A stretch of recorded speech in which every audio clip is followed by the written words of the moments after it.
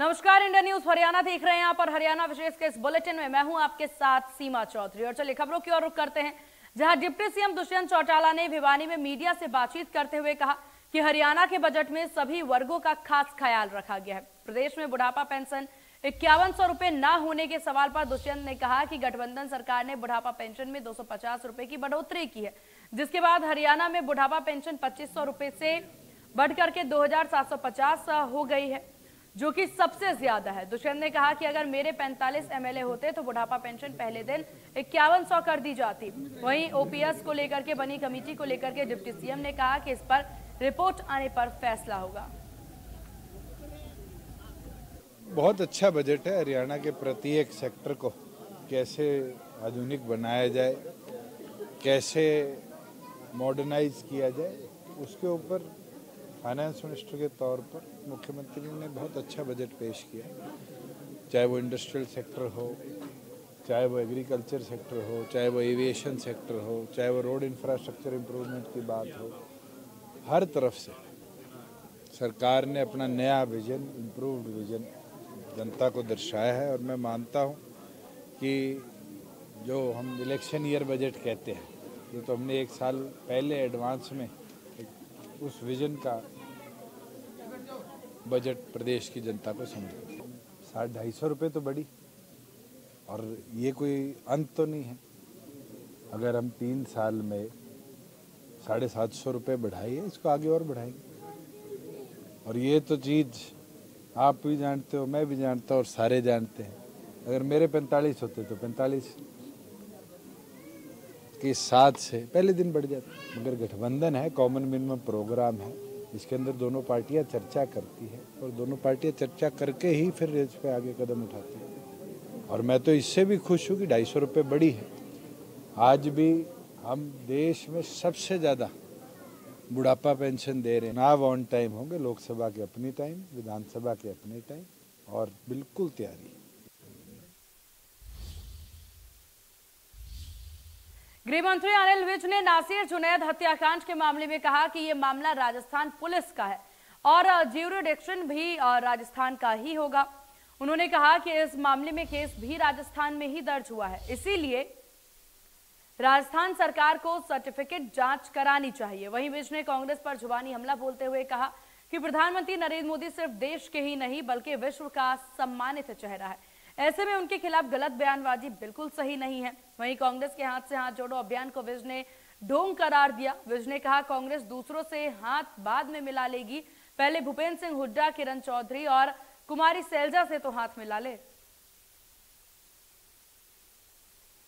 ये मामला है राजस्थान पुलिस का जी। ये इसकी ज्यूरिसडिक्शन भी राजस्थान है, ये दर्ज भी राजस्थान में हुआ और राजस्थान में कांग्रेस की सरकार है। ये जांच तो उन्होंने करनी है और मैं यही उनसे कहना चाहूँगा कि जिस प्रकार से पुलिस की साइंटिफिक जांच होनी चाहिए वैसे ही करनी चाहिए। लट्ठम लट्ठा जांच मत करो, उसका रिएक्शन होता है। अरे ये तो ढोंग है, हाथ से हाथ कहाँ जोड़ना। इन्होंने तो तलवारों से सिर कटवाए हैं, ये हाथ से हाथ जोड़ने वाले कहाँ। 1947 में इन्होंने 1 लाख लोग मरवा दिए देश का विभाजन करके। 84 में दिल्ली में देश में सारा इन्होंने कत्लेआम कराया। ये हाथ से हाथ कहाँ मिलाने वाले हैं। और दूसरों से हाथ से हाथ तो बाद में मिलाना, पहले अपने हाथ तो मिला लो। पहले भूपेंद्र सिंह हुड्डा, किरण चौधरी से तो मिला ले हाथ, पहले भूपेंद्र सिंह हुड्डा, सैलजा से तो मिला ले हाथ। लोगों के हाथ से हाथ तो बाद में देखना। और एक प्रधानमंत्री जो कि आज खाली देश का फिगर नहीं है, आज वो सारे संसार का एक सम्मानित चेहरा है। और ये लोग कह रहे हैं कि मोदी तेरी कब्र खुदेगी। आप तो तुम सारा कांग्रेस पार्टी चली गई जहां इन्होंने जाना था और मोदी को कह रहे हैं तेरी कब्र खुदेगी।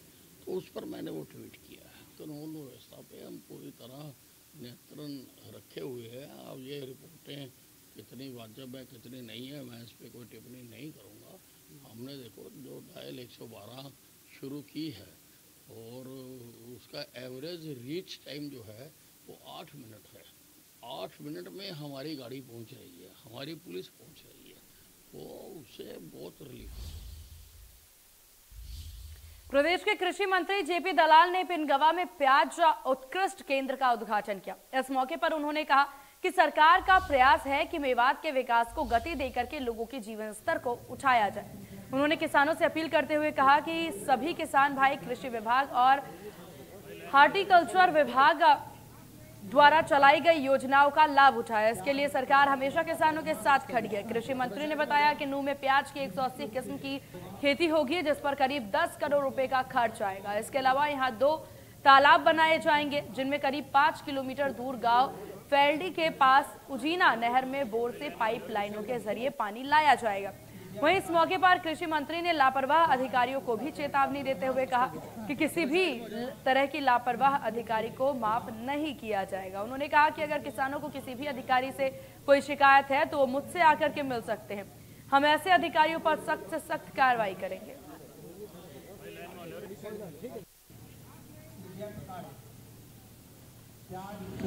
पिनगवा में ये बहुत ही जरूरी था, जो प्याज का केंद्र है, एक्सेलेंस सेंटर ऑनियन का है, उसके लिए आज हमने काम शुरू करवाया है। और ये जो मेवात का इलाका है, खरीफ के प्याज बहुत ज़्यादा पैदा करता है।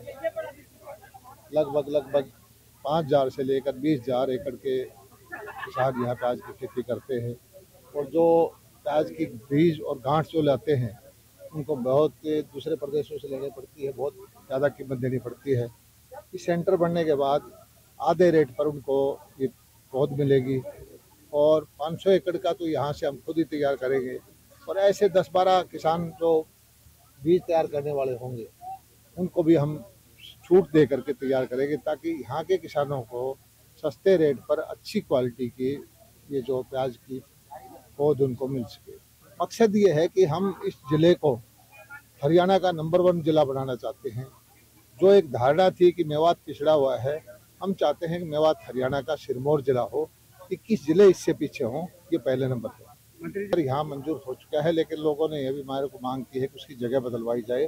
कृषि विज्ञान केंद्र भारत सरकार के द्वारा बनाया जाता है और मैं इनकी मांग को देख करके जो अगर उपयुक्त जगह दूसरी देंगे तो उसका भी प्रस्ताव हम भिजवाएंगे। मैं समझता हूँ किसान जो देहात में रहते हैं, हरियाणा के 2/3 आबादी पे जिम्मेवारी जो उनके है वो मेरे पास है। कृषि का है, बागवानी का है, पशुपालन का है, मछली पालन का है और गांव की सड़कें भी जो मार्केटिंग बोर्ड की है। मैं सौभाग्यशाली समझता हूं कि मैं अपने ग्रामवासियों की सेवा कर पा रहा हूं। और एक चीज़ मैं कहना चाहता हूं कि कोई भी अधिकारी कहीं भी कोताही बरतता है, किसी भी प्रोजेक्ट के लिए अगर कोई करप्शन की बात आए, रिश्वत की बात आए, तो सीधे किसान भाई कभी भी मेरे घर पे आके मिले, मैं तुरंत कार्रवाई करूँगा। बिजली मंत्री चौधरी रणजीत सिंह ने मीडिया से बातचीत करते हुए कहा कि हरियाणा में बिजली की कोई कमी नहीं है। उन्होंने कहा कि फसल बिजाई के समय किसानों को 8 से 10 घंटे तक बिजली मिलेगी। वहीं हरियाणा के बजट को बिजली मंत्री ने प्रदेश के हित में बताते हुए कहा कि इस बार कोई भी नया टैक्स नहीं लगाया गया है। रणजीत चौटाला ने कहा कि फास्ट ग्रोइंग स्टेट के मामले में हरियाणा दूसरे नंबर पर है और उन्होंने बताया कि अरावली में बनने वाली सफारी पार्क यूनिक होने के साथ ही देश का सबसे बड़ा पार्क भी होगा। हम 8 घंटे बराबर है, सदा से 8 घंटे शेड्यूल होता है। जब बिजाई का टाइम होता है तो हम इसे बढ़ा देते हैं, तो तब 10 घंटे कर देते हैं। या जब ज़्यादा बारिश हो जाती है तो फिर हम 24 घंटे चलाते हैं कि पानी को ड्रेन आउट करें, बाहर ताकि लोगों को अगली फसल बोने का मौका मिले। आने वाले समय में सर पावर की हमारे कभी प्रॉब्लम नहीं है। हम पे 13,000 मेगावाट हाथ में है, कभी दिक्कत मैक्सिमम हमारी आज तक कभी 12,124 मेगावाट कंज्यूम हुई है, कोई दिक्कत नहीं है। ने बहुत बढ़िया बजट आया है, पहली बार ऐसा बजट आया है जिसमें नए टैक्सेज नहीं लगे और टोटल मिल के कोई 1,84,000 का बजट है, जो बहुत बढ़ के आया है। जब कोई भी बजट जब बड़ा आता है तो आप ये समझो कि हमारा अगला पैमाना बड़ा है, हम प्रोग्रेस कर रहे हैं। नीति आयोग ने भी ये कहा है कि जितनी देश की स्टेट्स हैं बड़ी, उसमें हरियाणा नंबर 2 है जो फास्ट ग्रोइंग स्टेट है। और इसमें पहली बार एक ऐसा हुआ है कि एक अरावली सफारी पार्क बनाने जा रहे हैं जो हिंदुस्तान में सबसे बड़ा अपने तरीके का यूनिक होगा। जैसे साउथ अफ्रीका में है, ऐसे एक बड़ा सफारी पार्क बनेगा जो 10,000 एकड़ में होगा, जो दुनिया का बहुत बड़ा अट्रैक्शन होगा। फॉरेन एक्सचेंज बढ़ी आएगी और इसमें हिंदुस्तान का सबसे बड़ा रिजॉर्ट होगा, जो ताज के बाद सबसे एक मैं समझता हूँ ये एक बहुत आप जो वर्ल्ड के वंडर्स में से एक होगा। वहीं जेजेपी सुप्रीमो अजय चौटाला ने फतेहाबाद में जेजेपी कार्यकर्ताओं के साथ मीटिंग की और इस मौके पर उन्होंने कहा कि पार्टी की मजबूती के लिए कार्यकर्ताओं से मुलाकात कर रहे हैं। वहीं पंचायत मंत्री देवेंद्र बबली के बयान को निंदनीय बताते हुए अजय चौटाला ने कहा कि सभी को एक ही लाठी से नहीं हाँका जा सकता। अजय चौटाला ने अभय चौटाला पर सदन में झूठ बोलकर गुमराह करने का आरोप भी लगाया। साथ ही 2024 के चुनाव की तैयारियों को लेकर के कहा कि हम नए विजन के साथ जनता के बीच जाएंगे। हरियाणा प्रदेश के सभी जिला मुख्यालयों पे कार्यकर्ताओं की मीटिंग पार्टी के संगठन को और ज़्यादा प्रभावी और मजबूत बनाने के लिए, इसे बूथ स्तर तक लेकर के जाने के लिए ये आयोजन किए जा रहे हैं। इसके साथ साथ आगामी 15 मार्च को दिग्विजय सिंह चौटाला की शादी है, उसका न्योता और निमंत्रण देने के लिए भी कार्यकर्ताओं के बीच में आया। संगठन को प्रभावी और मजबूत बनाने का काम इसीलिए किया जा रहा है कि मिशन 2024 जो है उस लक्ष्य को प्राप्त किया जा सके। हर राजनीतिक कार्यकर्ता अपनी बढ़ोतरी के लिए प्रयास करता है। ये फैसला जनता जनार्दन पे है, निर्णय प्रदेश की जनता करेगी। जन तो खुद ने कहा है कि उन्होंने सभी सरपंच को एक लाठी से हाँक दिया, चोर कह दिया। सारे चोर थोड़े ही होते हैं। जिस तरह की भाषा का इस्तेमाल किया वो निंदनीय है, उसको किसी ने उचित नहीं समझा। और जिस तरीके से सदन को झूठ बोल करके उन्होंने गुमराह किया, प्रदेश की जनता को गुमराह किया, उसी वजह से निबार होना पड़ा। प्रदेश की जनता जनार्दन के बीच में चुनाव घोषणा पत्र के जरिए जो वायदे किए थे उन्हें पूरा करने का काम किया है। और आगामी चुनाव जब होंगे तो नए विजन के साथ जाएंगे। बीजेपी के पूर्व प्रदेश अध्यक्ष सुभाष बराला ने भिवानी में कबड्डी कार्यक्रम में शिरकत की। इस पर सुभाष बराला ने कहा कि बुढ़ापा पेंशन को लेकर के दुष्यंत के बयान पर कहा कि साझा सरकार चल रही है और साझा रूप से काम सोच समझ करके ही चलता है। बराला ने कहा कि दोनों दलों की गठबंधन सरकार ने मिलकर ही बुजुर्ग की पेंशन पर फैसला किया है। कांग्रेस के हाथ से हाथ मिलाओ कार्यक्रम पर बराला ने तंज कसते हुए कहा कि ये हाथ पहले जोड़े होते तो ऐसा ना होता। वहीं इनेलो की यात्रा पर कटाक्ष करते हुए बराला ने कहा कि ये पार्टी किसी समय बहुत बड़ी थी लेकिन आज खत्म होने की ओर जा रही है। वो जब चुनाव के अंदर गए थे 2014 के, उनका वायदा था, लेकिन जब गठबंधन होता है, आप गठबंधन सरकार चलाते हैं तो गठबंधन की जो मर्यादाएं हैं, गठबंधन का जो एक कार्यक्रम बनता है उसके आधार पर सरकारें चलती हैं। उनके अपने वायदे हैं, भारतीय जनता पार्टी के अपने वायदे हैं और हमारी जो साझा सरकार है इसका ये प्रयास है कि ज्यादा से ज्यादा वायदे दोनों पार्टियों के इस कार्यकाल के अंदर पूरे हों। मुझे लगता है कि कांग्रेस अगर पहले इनकी पार्टी के नेताओं के हाथ जोड़ने का काम करे तब जाकर के इनका जनता से हाथ जोड़ने का काम, हाथ से हाथ मिलाने का कोई कार्यक्रम आगे बढ़ सकता है। वरना तो जब इनके नेताओं के ना हाथ मिलते हैं ना इनकी आंखें मिलती हैं, जब ये इनकी हालत है तो किस प्रकार से जनता के साथ ये जोड़ने का काम करेंगे, इस बात के ऊपर बड़ा सवाल उठता है। इनेलो का वर्चस्व तो मुझे लगता है कि जो भी होगा जनता के सामने है, क्योंकि पूर्व में जिस प्रकार से एक पार्टी हरियाणा प्रदेश का प्रमुख दल, चाहे वो सत्ता में रही विपक्ष में रही होता था, आज वो समाप्ति के कगार पर है। लेकिन मैं अभय सिंह चौटाला इतनी बड़ी यात्रा कर रहे हैं, इस यात्रा के लिए उनको शुभकामनाएं देता हूँ। भारतीय जनता पार्टी चुनाव से पूर्व